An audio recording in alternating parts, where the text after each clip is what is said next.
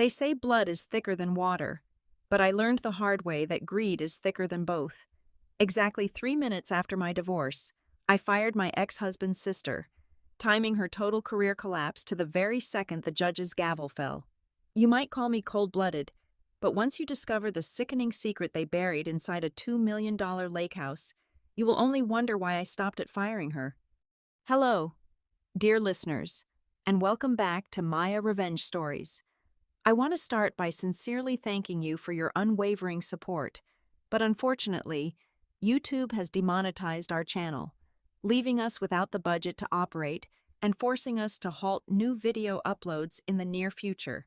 To keep bringing you content, we are moving our operations over to Patreon.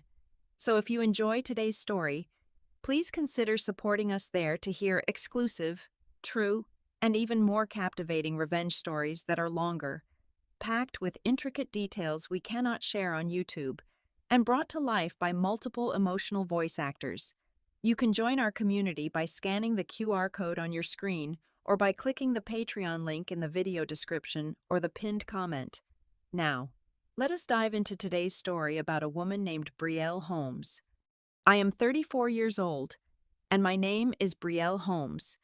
I grew up in a gray working-class neighborhood in Ohio, where the sound of my father's heavy steel-toed boots hitting the porch at 6 o'clock every evening taught me everything I needed to know about the grind of sheer, unglamorous hard work. I did not inherit a shimmering trust fund. I did not have a wealthy uncle or elite Ivy League connections. What I had was a relentless, burning drive to never worry about paying the heating bill again. Armed with nothing but that grit and a crystal-clear vision, I packed my life into a beat-up sedan, moved to Austin, Texas, and built Viridia Estates from the ground up. Today, my company stands as one of the most sought-after luxury real estate development and staging firms in the entire state. We do not just flip houses, we curate opulent, untouchable lifestyles for tech billionaires and oil tycoons. My daily life is a dizzying blur of flying to Europe for marble slab selections, battling city zoning boards, and closing high-stakes contract negotiations. The pace is exhausting, the pressure is immense, but it is a magnificent empire I built with my own two blistered hands. Amidst the chaotic, cutthroat climb to the pinnacle of the business world, I met Garrett. Garrett was exactly everything my high-stress corporate life was not. He possessed a magnetic, effortless charm and a smooth way of speaking that could instantly disarm the most hostile person in any room. He had a warm, crooked smile that made you forget your immediate deadlines.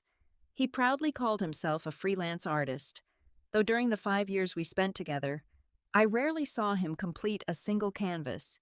His career was perpetually unstable, always hovering on the hypothetical edge of a massive creative breakthrough that simply never materialized.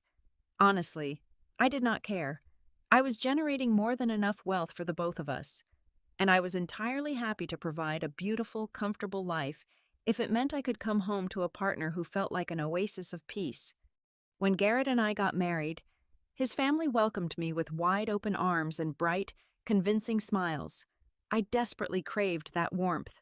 Coming from a fractured, emotionally distant household myself, the glittering illusion of a big, loving, picture-perfect family was my ultimate blind spot.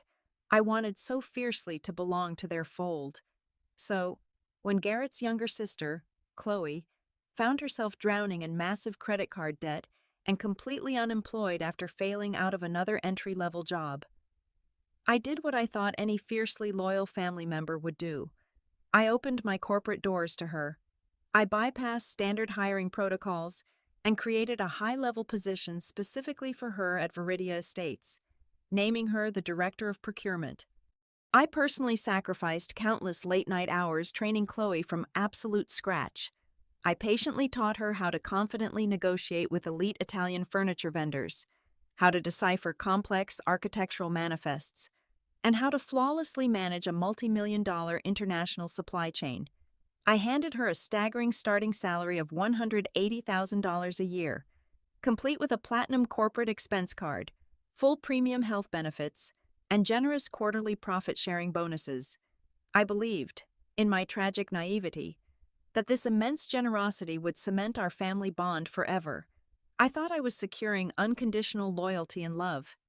But the ugly cracks began to show, quietly at first, mostly manifesting during our lavish Sunday family dinners. Garrett's mother, Barbara, was a terrifying master of the politely veiled insult. She would sit at the head of the long custom oak dining table I had paid for, sipping the $300 vintage wine I had provided, and deliver her toxic little remarks wrapped in a sweet, matronly smile.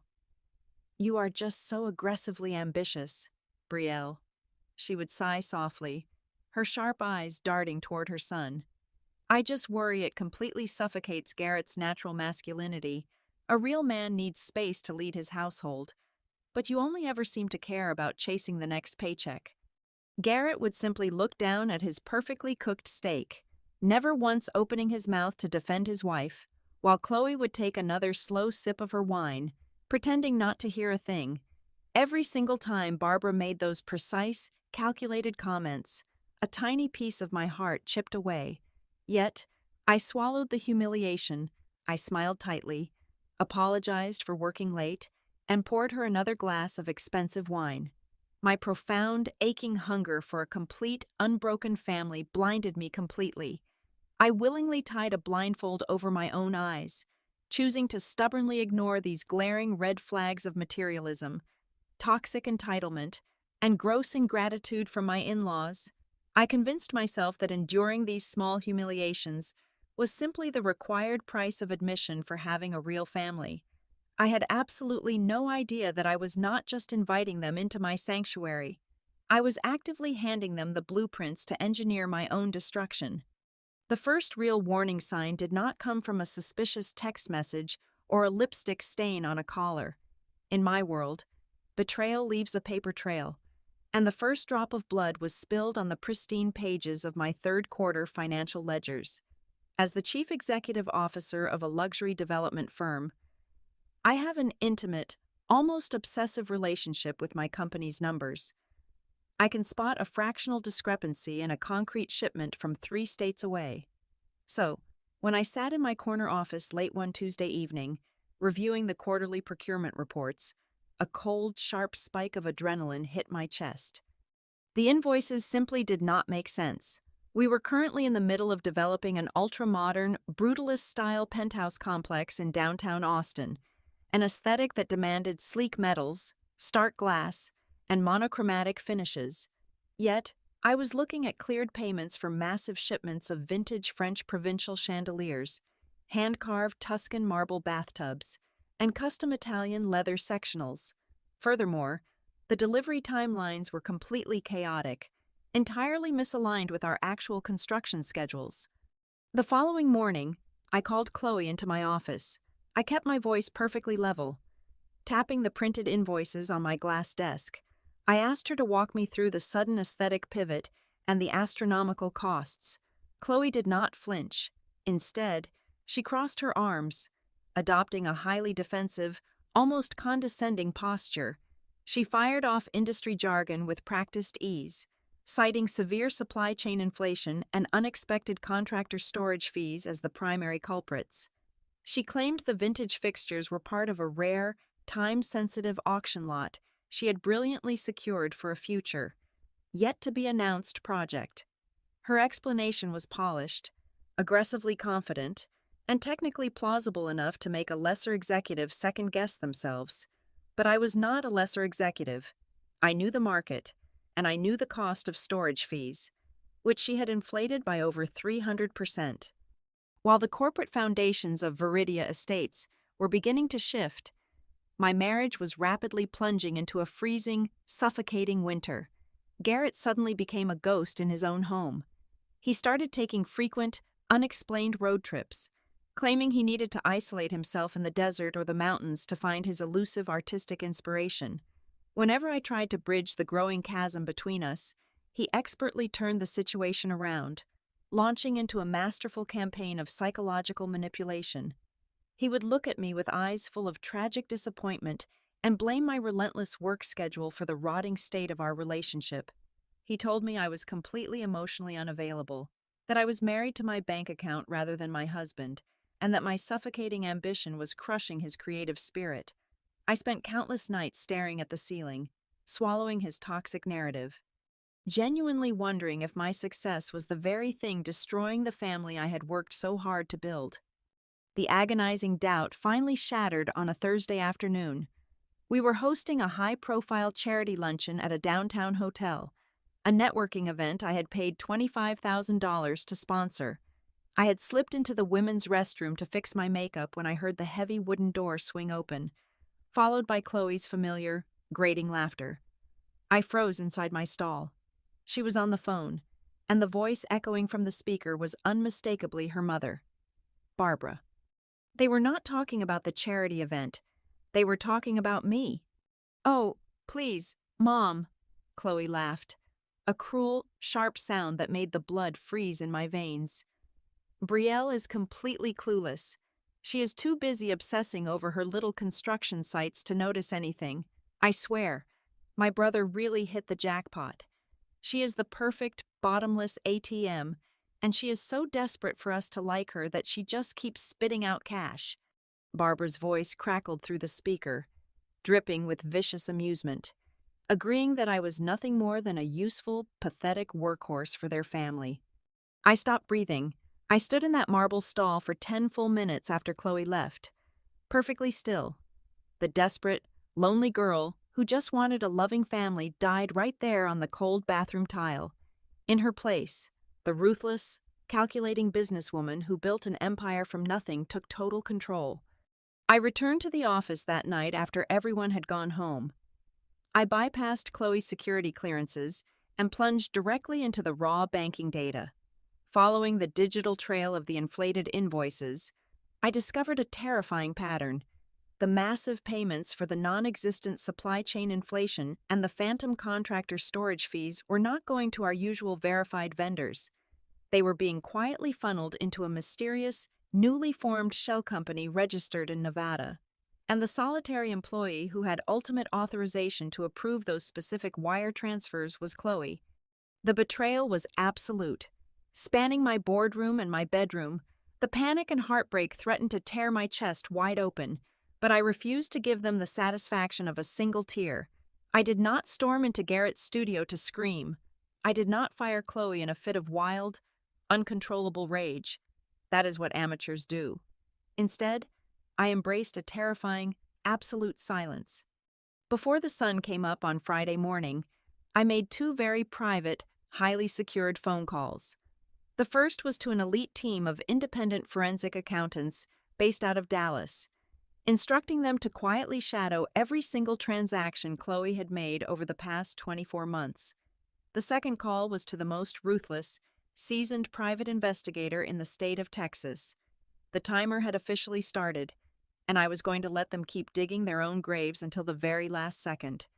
Exactly 14 days after I made those silent, desperate phone calls, a thick, heavy manila envelope was delivered directly to my private office.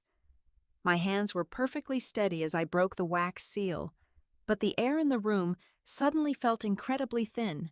I spread the glossy, high-resolution photographs across my wide mahogany desk, and the carefully constructed illusion of my marriage instantly shattered into a million jagged, unfixable pieces. The private investigator had done his job with terrifying precision. Staring back at me from the glossy paper was Garrett, my charming, supposedly struggling artist husband, walking hand in hand with a stunningly fit, blonde woman.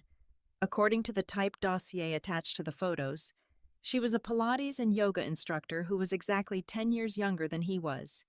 The detailed logs proved this was not a fleeting, meaningless mistake. They had been carrying on a highly coordinated, passionate affair for over 24 solid months. For 2 entire years, while I was battling zoning boards and flying across the country to secure funding for our future, he was waking up in her bed. The sheer pain of the infidelity was a brutal, breathless punch to the gut, but it was nothing compared to the apocalyptic nightmare waiting in the second folder. The forensic accounting team had finally cracked the digital vault of the Nevada Shell Company, and they handed me the ultimate destination of the stolen corporate funds. The stolen money had not just disappeared into an offshore void. Chloe, the sister-in-law I had rescued from absolute financial ruin, the woman I had mentored and paid a fortune, was not just embezzling cash to pad her own savings account. She was the brilliant, malevolent architect of a much grander scheme. She had weaponized my own corporate accounts to secretly purchase and lavishly furnish a sprawling, breathtaking $2 million vacation mansion located on the highly exclusive, sun-drenched shores of Lake Travis. I flipped through the interior photographs of the property with a sickening, dizzying sense of recognition. Every single fraudulent invoice I had questioned in my office suddenly materialized before my eyes in vivid color. The massive, custom-built Italian leather sectionals that Chloe claimed were delayed by supply chain issues were sitting perfectly arranged in the living room of that lake house. Overlooking the water, the rare, hand-carved Tuscan marble bathtubs were installed in the sprawling master bathroom, where my husband was bathing with another woman. The vintage French provincial chandeliers, which Chloe swore were stored in a contractor warehouse, were hanging directly over a massive dining table, casting a warm, romantic glow over Garrett and his mistress. Chloe had systematically, shamelessly, gutted the operating budget of Viridia Estates to build a luxurious, untouchable love nest for her brother. Yet, the absolute deepest cut, the revelation that truly murdered the last remaining shred of my humanity, came from a small USB drive included at the bottom of the envelope. The investigator had managed to infiltrate and archive a completely locked, private social media account managed by the mistress. I plugged the drive into my laptop, and my screen was instantly flooded with hundreds of smiling, sun-kissed photographs. It was not just Garrett and his new lover hiding away in the dark. The entire family was there. There were dozens of photos of Barbara, my mother-in-law, lounging on the expansive teakwood patio of the Lake Travis house. She was holding a crystal glass filled with the expensive champagne I had unwittingly paid for, smiling warmly as she hugged the yoga instructor. The captions beneath the photos read, "So incredibly blessed to spend Sundays at the lake with my wonderful family and my beautiful future daughter-in-law." There were videos of Chloe, laughing hysterically as she jumped off the private boat dock with Garrett, celebrating holidays, birthdays, and long weekends in the very house she had stolen from me. They had all known, every single one of them, while they were sitting at my dining table, drinking my wine, and insulting my ambition. They were secretly retreating to a multi-million-dollar paradise funded entirely by the blood and sweat of the woman they were mocking. I was nothing but an oblivious, wealthy host organism, completely infested by a family of smiling, ruthless parasites. A strange, suffocating, ringing sound filled my ears. I slowly stood up from my chair, walked over to the heavy double doors of my executive suite, and twisted the brass lock until it clicked shut. I closed the motorized window blinds, plunging the room into a deep, heavy shadow. Then, my knees simply gave out. I collapsed onto the expensive Persian rug, pulling my knees directly into my chest, and the dam finally broke. I did not just cry, I wailed. It was a guttural, ugly, agonizing sound that seemed to be violently ripped from the deepest, most vulnerable center of my soul. I mourned the death of the family I thought I finally had. I mourned the thousands of hours I had sacrificed, the exhaustion I had endured, all to provide for people who viewed me as nothing more than a foolish, easily manipulated bank account. The sheer, overwhelming cruelty of their deception felt like a physical weight crushing my lungs. I gasped for air, clutching the fibers of the carpet, letting the hot, bitter tears stream down my face, ruining my silk blouse. I stayed on that floor for hours. I cried until my throat was entirely raw, until my eyes were swollen shut, and until my body physically ran out of the capacity to produce a single drop of moisture. I allowed the desperate, heartbroken wife to die right there on the floor of my office. When I finally opened my eyes again, the sun had completely set over the Austin skyline. The vibrant, bustling city outside my window was replaced by a cold, glittering darkness. The silence inside my locked office was absolute and deafening. but the agonizing, fiery pain that had consumed my chest just a few hours earlier was completely gone. In its place was a terrifying, glacial stillness. It was a freezing, absolute clarity that I had never experienced in my entire 34 years of life. I slowly pushed myself off the floor. My muscles ached, but my spine was perfectly straight. I walked into my private executive bathroom and turned on the blinding vanity lights. I stared at my reflection. My designer makeup was smeared into dark, chaotic streaks down my cheeks, and my eyes were violently red. I turned on the gold faucet, letting the freezing water run over my hands, and I meticulously washed away every single trace of the heartbroken woman I had been that afternoon. I patted my face dry with a heavy cotton towel and looked back into the mirror. The eyes staring back at me were completely devoid of warmth, stripped of all mercy, and intensely, sharply focused. Most women in my position would have immediately driven home, smashed the expensive dinner plates against the walls, and screamed until their voices gave out.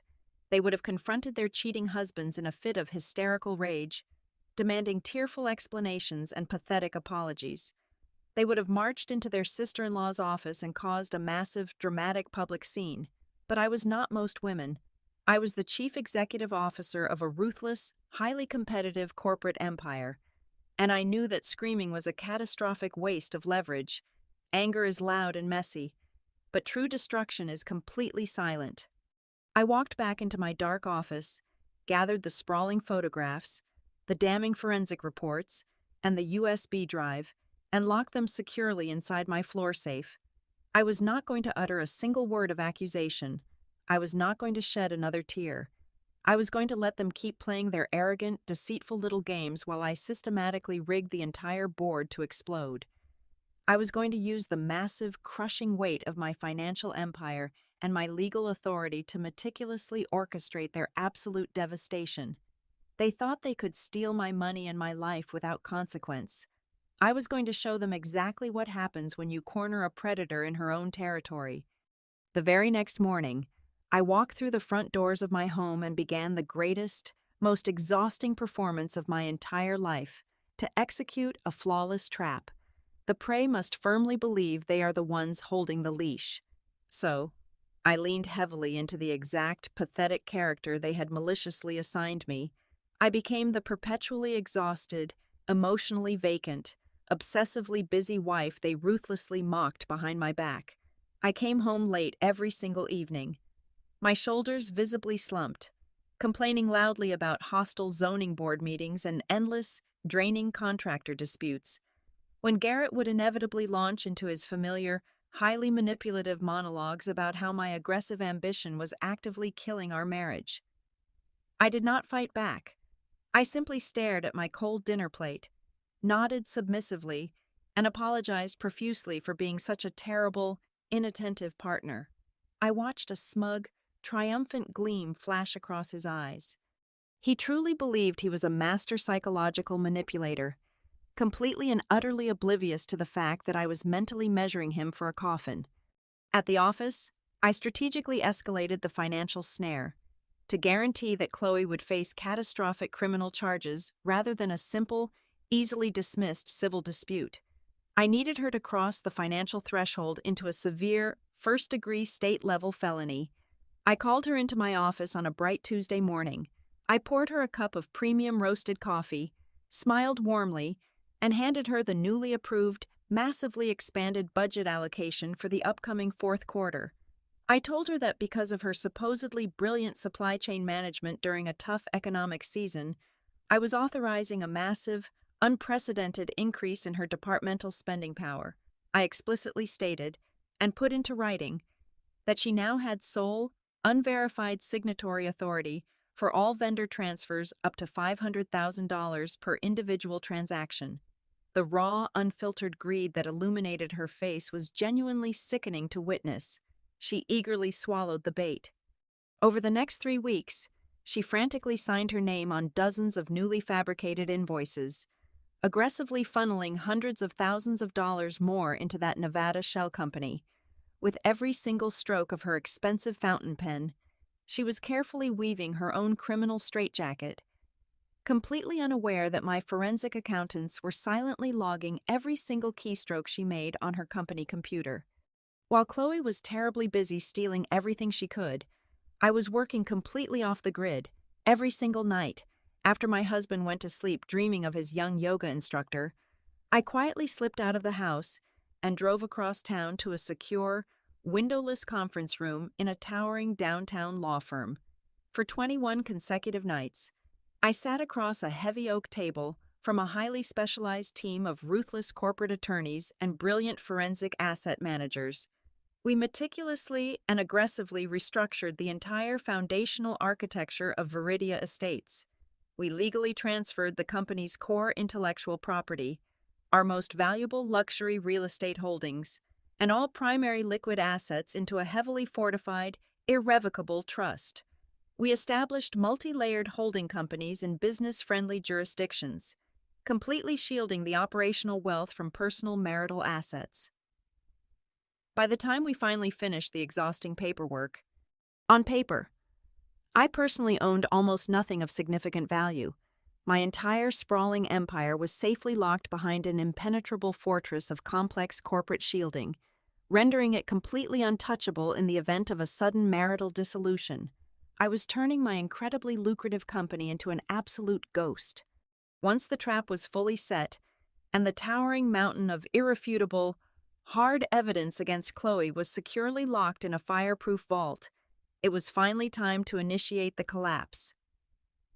I sat Garrett down in our living room on a quiet, sunny Sunday morning. I handed him a very simple, extremely gentle divorce petition. I did not mention the young yoga instructor. I did not mention the stolen $2 million lake house. I simply looked down at my shaking hands, pretending to hold back tears, and softly told him that he was absolutely right. I told him that our lifestyles were completely incompatible, that my demanding business had utterly ruined my ability to be a good, supportive wife, and that I wanted to step aside and set him free so he could finally find his true artistic inspiration. The resulting performance was an absolute masterpiece. Garrett feigned a look of deep, tragic sorrow, sighing heavily as he looked at the documents, but I could easily see the frantic, ecstatic calculations happening behind his dark eyes. He genuinely believed he had just won the ultimate lottery, because I made it seem like I was the one walking away in defeat. He quickly agreed to an incredibly fast, entirely uncontested divorce process, to maintain his pathetic facade of being the noble, deeply wronged artist. He grandly declared that he did not want a single penny of my business assets or my personal checking accounts. Why would he ever want to fight over a corporate valuation in his arrogantly flawed mind?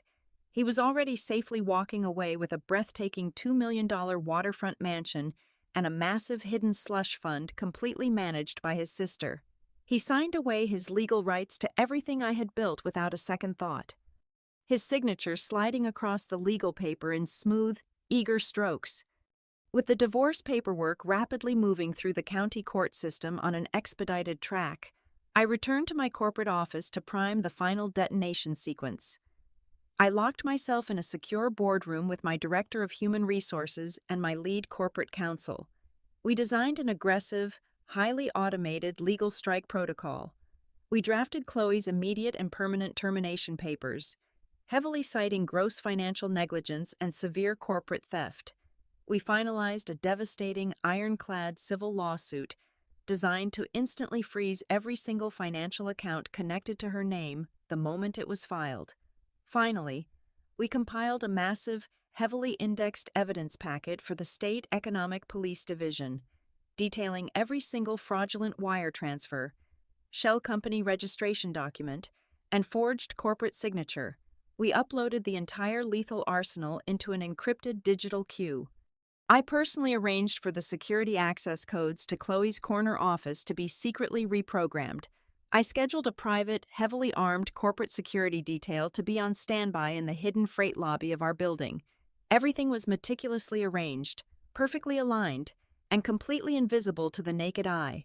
There were no screaming matches, no idle threats, and absolutely no warning signs. It was a razor-sharp digital guillotine hanging directly over their necks, suspended by a single, incredibly fragile thread. The termination orders, the civil lawsuits, and the criminal police warrants were all locked, fully loaded, and waiting for one single command. I just had to wait for the honorable judge to officially sever my legal ties to Garrett, and then I would press the button and watch their entire world burn. The heavy oak doors of the Travis County Family Court swung open precisely at 9 o'clock in the morning. The air inside the courtroom was aggressively sterile, smelling faintly of floor wax and stale coffee, a stark contrast to the emotional wreckage that usually populated its wooden benches. I sat perfectly still beside my lead attorney, staring straight ahead at the judge's elevated mahogany bench. A few moments later, Garrett casually strolled down the center aisle. He was wearing a sharply tailored, charcoal gray designer suit that I had purchased for him just a year prior.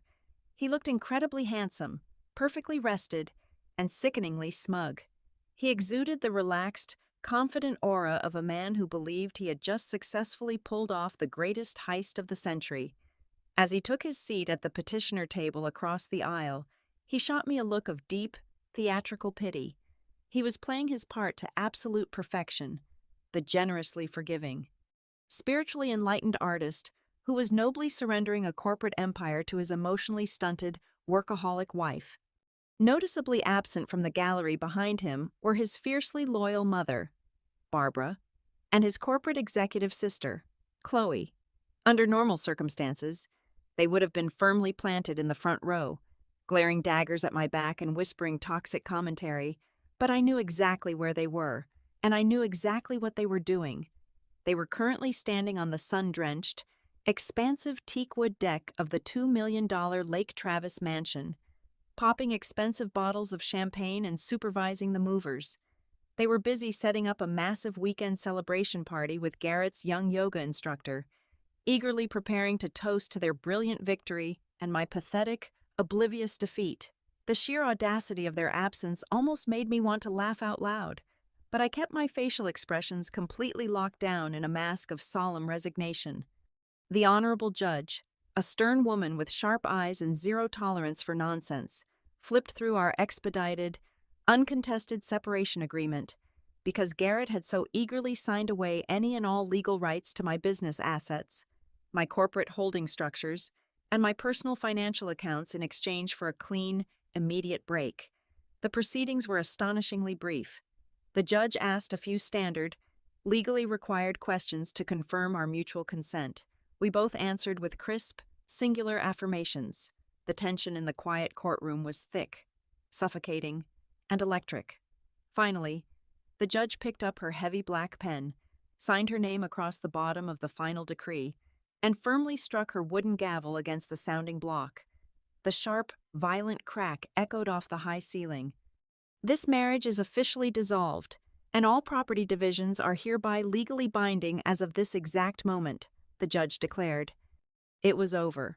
The suffocating, parasitic anchor that had been dragging me down into the dark abyss for 5 long years was finally, completely severed. As the bailiff instructed us that we were free to go, I stood up and smoothly buttoned my tailored black blazer. Garrett confidently closed the distance between our tables. He leaned in incredibly close, invading my personal space, his mouth hovering just inches from my ear. I could smell the expensive, spicy cologne I had bought him for our 3rd anniversary. "You have all the money in the world, but you are going to die old and completely alone. Brielle," he whispered, his voice dripping with absolute venom and triumphant malice.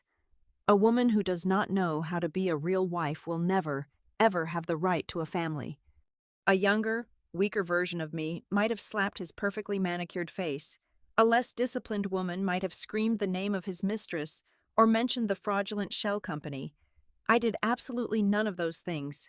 I simply turned my head, looked directly into his arrogant, mocking eyes, and gave him a slow, razor-sharp, freezing smile. I did not offer a single syllable in response. I turned on my heel, the sharp click of my designer heels echoing loudly against the polished marble floor, and walked straight out of the double doors without ever looking back. I pushed through the heavy glass exit doors of the courthouse and stepped out into the blinding Texas sunlight. A sleek, heavily tinted black sport utility vehicle was already idling quietly by the curb, exactly where I had ordered it to be. My private driver immediately stepped out and opened the heavy rear door for me. I slid into the cool, dark leather interior of the back seat.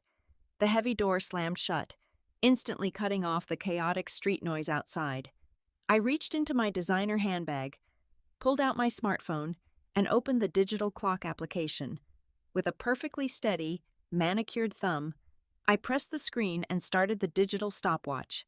I sat back against the premium leather headrest, my eyes completely locked on the screen, coldly watching the seconds tick upward in absolute, terrifying silence, wielding my reclaimed authority like a loaded weapon. The digital stopwatch on my screen crossed exactly 180 seconds, 3 minutes. 3 precise minutes had passed since the judge struck her wooden gavel, legally severing Garrett from my life and stripping him of any hypothetical claim to my corporate assets. He was now a complete stranger in the eyes of the law. I tapped the phone icon on my screen and dialed my Director of Human Resources. She answered on the very first ring. "Activate the termination sequence," I instructed, my voice as cold and sharp as a freshly honed blade. "Call the police into the building." Across town, inside the gleaming glass walls of Viridia Estates, Chloe was likely sitting with her feet kicked up on her massive mahogany desk, blissfully unaware that her luxurious world was about to violently end. According to the security footage I reviewed later that evening, she was actually casually filing her nails when the heavy double doors of her executive suite burst wide open. 3 armed corporate security guards and 2 uniformed city police officers marched directly into her office.